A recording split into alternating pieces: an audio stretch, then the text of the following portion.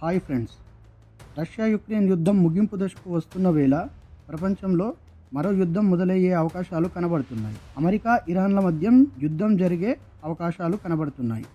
కారణం ఏంటంటే యమన్లోని Houthi rebels. వీరు ఇజ్రాయెల్ హమాస్ యుద్ధం మొదలైనప్పటి నుండి హమాస్కు మద్దతుగా అన్ని దేశాల వ్యాపార నౌకలను టార్గెట్ చేస్తూ దాడులు చేస్తున్నారు.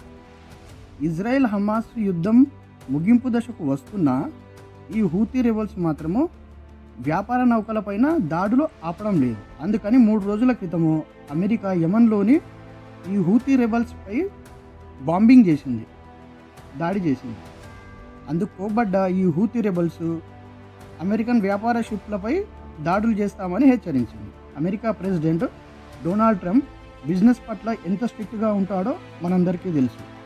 అందుకు ఆగ్రహించిన అమెరికా యమన్లోని హూతీ రెబల్స్పై దాడులు అధికం చేసింది. మరియు వీళ్లను పెంచి పోషిస్తున్న ఇరాన్ యొక్క అత్యాధునిక నౌకను కూడా రెడ్ సీలో అమెరికా నౌకాదళం ముంచేసింది. అయినప్పటికీ హూతీ రెబల్స్ తగ్గడం లేదు. అమెరికా వ్యాపార నౌకలపైన మరియు సైనిక నౌకలపైన దాడులు చేసే ప్రయత్నం చేస్తున్నారు.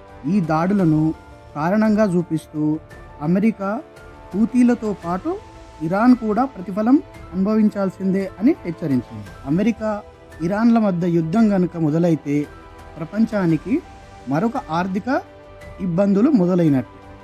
ఎందుకంటే ఇక్కడ చూడండి, ఇది స్ట్రైట్ ఆఫ్ హర్మూజ్.